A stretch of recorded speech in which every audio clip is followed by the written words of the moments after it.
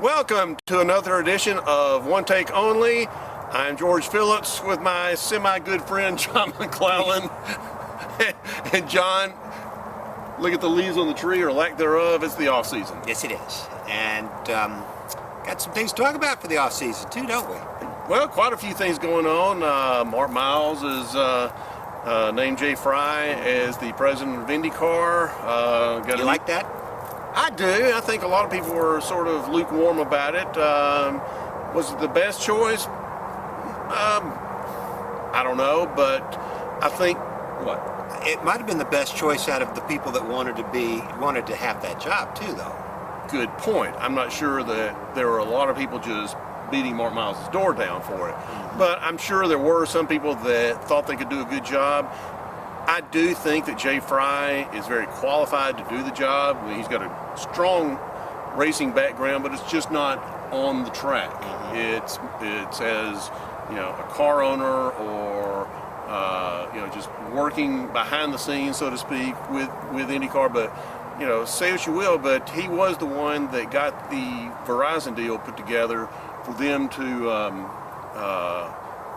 pretty much seamlessly go from one title sponsor to another, because everybody really thought that once Izod bailed at the end of 2013, that Sirius might go a year or two with no title sponsors. So I think that right there speaks volumes. So what a great sponsor too. We'll see. Yeah. I think the one thing I think that does kind of concern people is the competition side, or most importantly, race control. How is that going to function? So, we'll see. Yeah, I think it's going to be all good. I know that there are a lot of people, and according to what we saw, the response, just on the oilpressure.com, your comments the other day, there's people that think they could do a better job. Well, then have at it. Well, and who knows? I mean, some of their comments may be correct that if the current owners don't like him, they'll run him off. So that's always been the case. I'll say this: he's a good guy, and he's a lot more personable. I think he will make a good face of the series, more so than Mark Miles, but that's another thing. But anyway, overall, I'm pleased with it. Me too. I do have to show this off. Everyone knows what I'm a Pippa band fan for several reasons, but I had a birthday a few weeks ago, and my wife, Susan, ordered this for me, and I saved it for when we did a show here, and then I'm going to put this in my office with all my other memorabilia. One thing too that Susan accomplished with buying that is that there was some money that went to the Susan G. Komen Foundation, which that was cool. Good move. And we always make a donation for that in May anyway. So, but hopefully Pippa will be in this car again for the 500. I think that most people do realize that Pippa's not going to be a full-time 16 race driver in the series. She hasn't turned right in a race car since her Indy Lights days in 2010. So, but I thought she did a credible job on the ovals, and because she drove, I think she drove every oval this past year, if I'm not mistaken. She was in some races, yeah. And she did a good job at Pocono. I think that was her career high finish, in fact, at Pocono. So I tell you what, George, I think with somebody like Pippa, and she's not just the only one. They're very capable, accomplished drivers that when they are in the car, that they're not going to make some bum rookie mistake, or that the other drivers can trust them, and you can see them maybe pass somebody and keep the car in one piece. And I've maintained that. Of course, I like Pippa because I think she is the best ambassador that IndyCar has. I mean, she's engaging. She engages with fans on social media. She spends countless time at different events engaging with fans. So and she uses her celebrity for something really cool, in good ways. Right. And so, is she the greatest driver out there? No. Is she the worst driver out there? No. So, but I would like to see. I've always said that she, more than anything, she needs seat time in a car. She got it this past year, and I'm hoping that Dale Coyne will at least make her an oval specialist like Ed Carpenter is for his own team. So anyway, but good for Pippa. But I'm glad that it looks good. Glad that Susan contributed to that. So at work, I can come in and play with that sometimes. Well, I'd hate to interrupt your solitary games on the computer, but anyway, schedule. What do you think about the schedule that came out? I like it. I just wish there were a couple more races. A couple more ovals? Yeah, a couple more ovals. I'm surprised that Gateway in St. Louis didn't get any big work. I'm hoping. Even a talk about I'm hoping that they are there for 2017. Quite honestly, I'm hoping the Boston race is there for 2016. But what do you think about? There seems to be a growing sentiment that, and I don't buy into this. It may come to this, but I don't think it's any conspiracy. But a lot of people feel like that eventually it's going to be the only oval in the series is going to be the Indianapolis 500. What do you think? No, I think we'll still get Phoenix. How are you going to stop that race? Has all the earmarkings of being spectacular. I don't know about spectacular, but I think fantastic. My only concern about Phoenix is that the reason it dropped off the schedule was it was poorly attended. What's happened between now and 2005 when they last ran there that is suddenly going to make the attendance increase again? Well, let's just say this. I don't know what they did there to promote it. And I can give you an example of a race that was fairly well attended despite lack of promotion, and that was when we had the races here in Nashville. True. So I don't know what they do over there. But keep in mind, here in Nashville, we didn't have 2 Sprint Cup races to attend either at that track. I mean, IndyCar is the biggest draw there. They had a couple of Busch or Nationwide or whatever they were called at the time. One other thing too, Texas. Eddie is not going to give that race up. What do you mean, give it up? He's never going to stop promoting an IndyCar race at Texas Motor Speedway. What if the series decides to do a race at COTA? You think you will then? Do you think that maybe COTA might really be wanting an IndyCar race? Well, now, I think they got problems. They got their own issues, but he keeps saying that you race there, you're not going to race here. So I think it's going to be a case of who calls each other who's bluff. But right. What do you think going to COTA? I like it. I would love to go there. I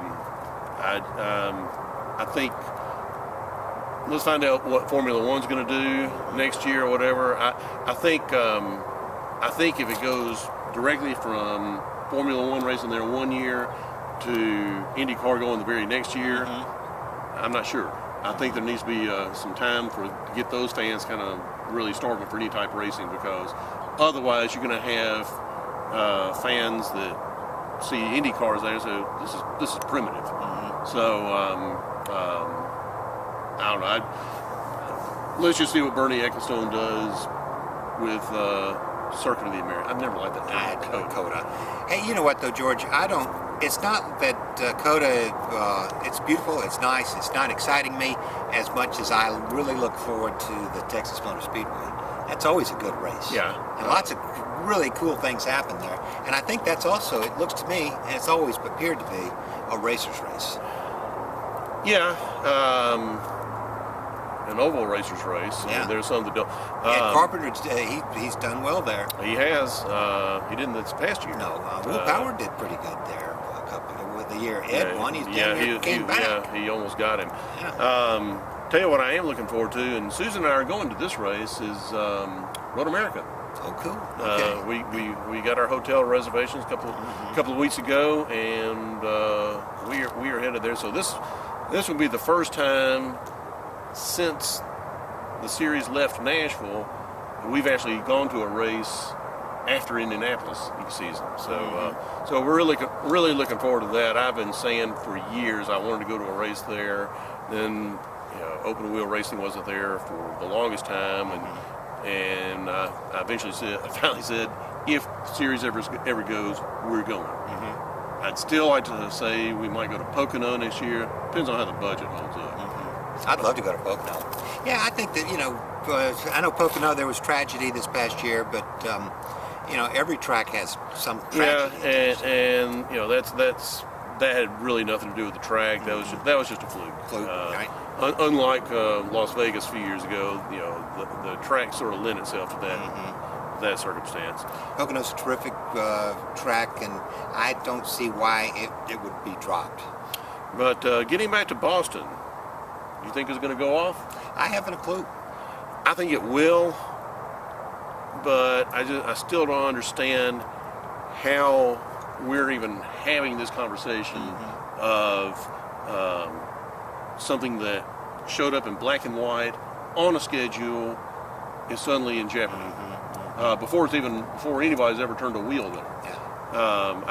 I don't see how IndyCar or the promoter or the mayor of Boston, governor of Massachusetts, I mean, we can point all kinds of fingers of blame. Thing is, how does something like this happen? George, you got these people, and they're just loud. They're not many of them, but they're very loud about not having a racetrack in their neighborhood. Well, if they wanted to put a road track course, close to my neighborhood, I'm in.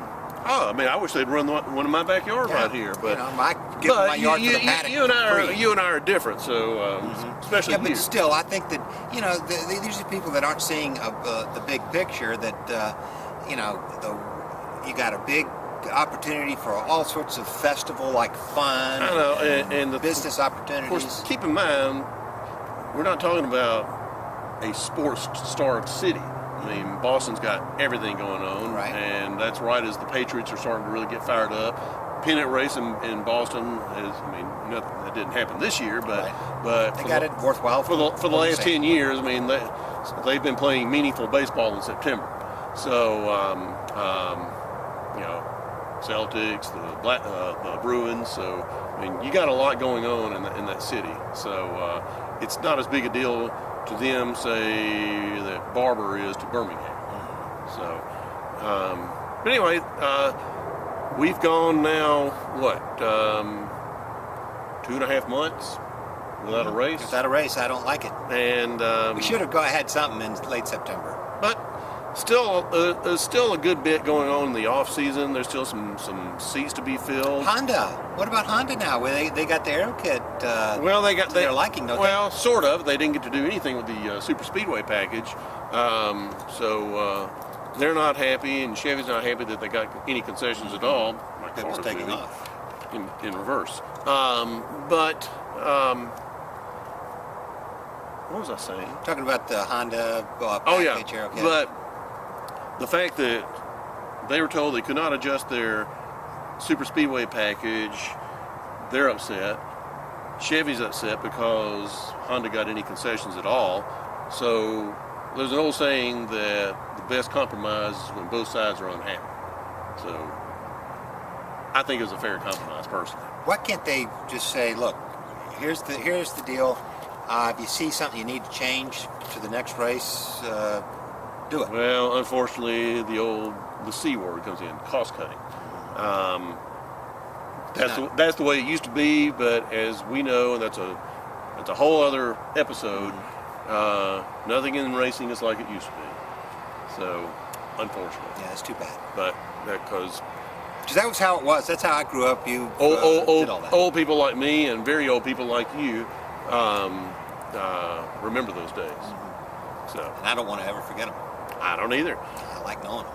But anyway, you got anything else? We'll do one more right around Christmas. Okay. But this is our Thanksgiving show, maybe. Yeah, it is. Pre-Thanksgiving. Pre-Thanksgiving, and I just hope everybody. Thanksgiving is not until next week. This next Thursday. But anyway, yeah. Yeah, I hope everybody has a great Thanksgiving, and we have a terrific year ahead of us, and I'm looking forward to every bit of it. By the way, great shirt. Yes, it is. It's Indianapolis Motor Speedway 500 shirt. It looks like your pajamas. Well, it's one of those nappy little days out there where I just didn't want to really get out. But by the way, I did want to throw this out there. I'm never going to pass up this chance. your college football team has really taken a pounding the last couple of weeks, hasn't it? Yeah, we've lost 2 games. Go Tigers, go. John's at Memphis State University of Memphis University Tiger. of Memphis. Oh, go Tigers, go. Yeah, but yeah, I wish we played North Texas State yesterday. That would have been really a game. it's been a November to remember for Memphis State. Sure, and our basketball team won last night, so go Tigers. But hey, we were there. If you saw that game, you know that was one heck of a football game. Anyway, I saw the game earlier in the day where it was just like, woo, Swanee could have played North Texas State. okay, whatever. But Tennessee is bowl bound. So is Memphis. We're bowl bound. Well, the thing is, Tennessee's locked in. I mean, y'all got to kind of locked in. Now that you got 2 losses in counting. We're y'all so maybe in. you'll go back to the Miami Beach Bowl. Well, I tell you what, it beats the bowl. You guys, We went to the Gator Bowl. What's all that? It's in Florida, isn't it? Yeah. It's a good Anyway, place. We started it.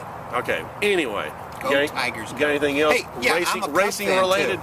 And the Bears won. The Bears won last week. Okay, well, good. That's something. Yeah, the Titans got beat. Well, we fired our coach. So, anything else racing related? You got anything racing related? Really, racing related. I'm hoping that Santa's got a couple of key items from the IMS gift shop ready to be put under my tree. And that's some of the things I'm looking for. Okay, well, don't look at me for that. I'm not. I'm asking Santa for that.